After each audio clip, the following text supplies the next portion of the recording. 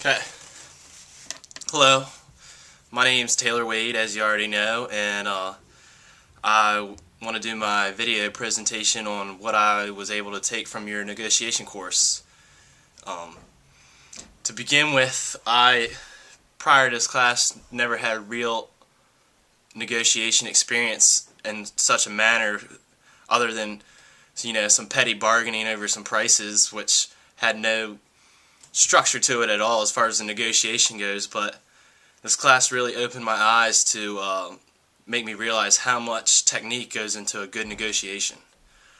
I thought you did a good yourself. Was a great idea to start off with the MBTI, the Myers-Briggs test for personality traits, because that was a great way to show what characteristics build up different people's styles. Especially myself, I got to learn my own style. A lot of it comes directly from my characteristic and my personality traits. I'm personally ESTJ, so I know a lot of my strengths and weaknesses came from certain traits from my ESTJ. Like, for example, I thought it was a strength. I'm a thinker. I was always thinking deep into what the opposing group was saying, and wanted to get into further what they would say or present to us. Is like, they would make me want to ask clarifying questions constantly, because I was always thinking about what kind of ulterior motive they had to what they were presenting to us. I always felt like they were trying to get something over us, because I was thinking into things really deeply, where other people in my group, I know one of them was a feeler, and they were like, they feel like it was trustworthy, but I always think there's something deeper into it. That's just the way I is. Could be a downside at the same time, but in negotiation, it always got me to ask a lot more probing questions, and I ask a lot of questions to confirm what was being said. At the same time,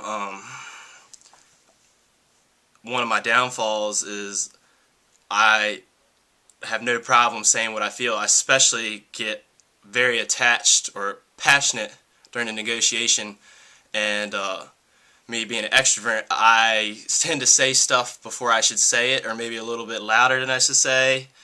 And there was a couple times I may have even said something on our fact pattern that I shouldn't have said, just because I got so worked up into the negotiation that it comes out with me.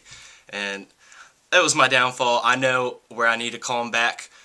I think our group was a real good group, because we learned each other's strengths and weaknesses pretty well, and we try to govern ourselves within the group. I mean, there wasn't that much intergroup conflict, but we worked on ourselves.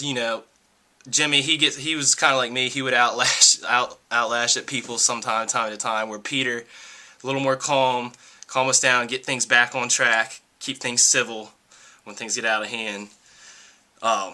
Another thing I learned right in the beginning of the class was the importance of BATNAs and WATNAs.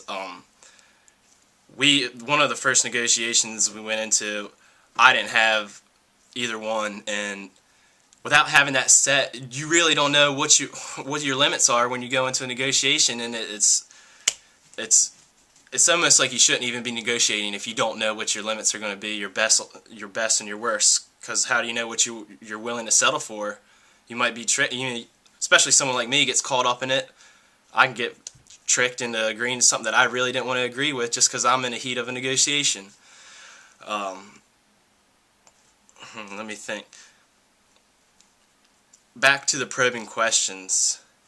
That's where I really feel like one of my biggest strengths were, because usually in our group, like, Peter would present a deal, present an offer,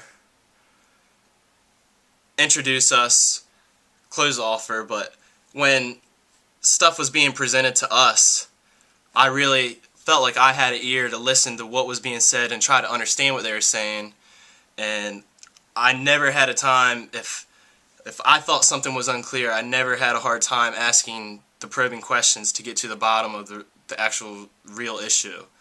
And I was always real interested to try to ask the questions to find out what were the real interests of the other parties, and see if I could find out, like, if I could find anything else on their fact pattern that they weren't giving up by asking a question in a different way, framing it a different way, just to get the answer that I thought I was looking for. I did it a lot, and I could see results immediately with the opposing groups.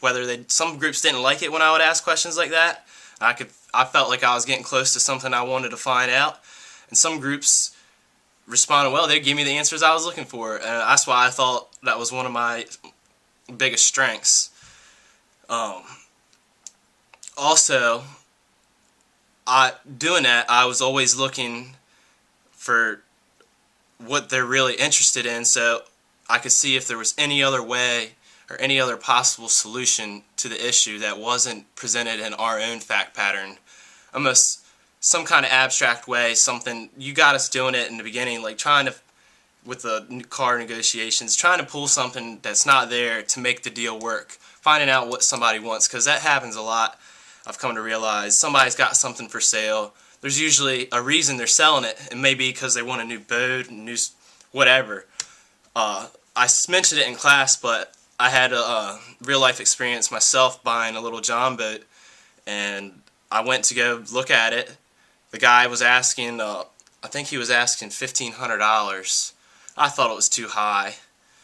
I didn't want to pay $1,500. I was going to pay him around $800. I had a four-wheeler that I haven't ridden in a couple years.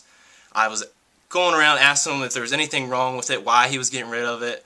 He was saying nothing wrong. He just, doesn't go out on a boat anymore. Really wanted to buy a four-wheeler with the money he got, and I told him I was asking what size four-wheeler, and just so happened I had the size four-wheeler he was looking for, so it worked out perfectly for me. I ended up only paying $200 down and gave him my four-wheeler in a trade, and we made a deal. Both of us were happy.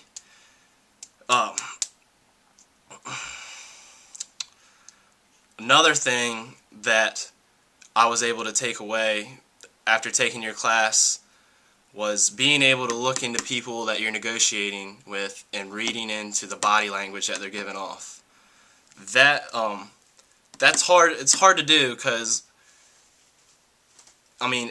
people can give off signs that might not be what you're thinking they are, but after we got negotiating with the same people a couple times, goes right back to the personality thing. It was easy to kind of see certain characteristics that each person would have, and you could tell if you said something or presented something that wasn't quite what they were looking for, especially with certain people, like Lionel was one of them. They'd tell you right in your facial expressions how they felt about it. You didn't really have to wait for them to caucus and come back with a counter offer. If they didn't like the offer, some people you could tell right away, right after you presented it. And I thought something that's neat, and it helps me. If I thought I presented a bad deal, or we presented a bad deal, and I saw expressions like that, it's an opportunity to just sweeten it one last little bit, so to save face, or not really insult them on a terrible deal, or justify the reason why you presented it. I just thought that was another good thing. Let me think here. Another thing, I would say one of my big weaknesses, another one of my weaknesses was always the last question. Always forgot to ask the final question. Is there anything else we can do to make this deal work? Is there anything else you have for me, or is there anything else I could give to you that would make it work? It's such a simple thing to ask. Usually people are willing to say if there is or any. Do you have any more money to give me? People are usually not reluctant to tell you if you ask a question, but it's always something I forgot to ask. And a lot of other people forgot to ask us stuff like that, and it resulted in money being left on the table most of the times, or whatever we were negotiating. It seemed like it was the result of not asking that final question. And that's kind of tied to the nibble. Once you got a deal worked out and you think there might be just a little bit left, like you said, try that nibble, which we always forgot to do because we thought we had a deal worked out, it was good enough, don't push it, because we did see an example where someone pushed it and they ended up losing the whole deal, didn't even make a deal that night. I'm trying to think. Another thing, I know I need to work on calming myself down when I get in an argument. between two people at a negotiation table. But at the same time, you set us up in a group.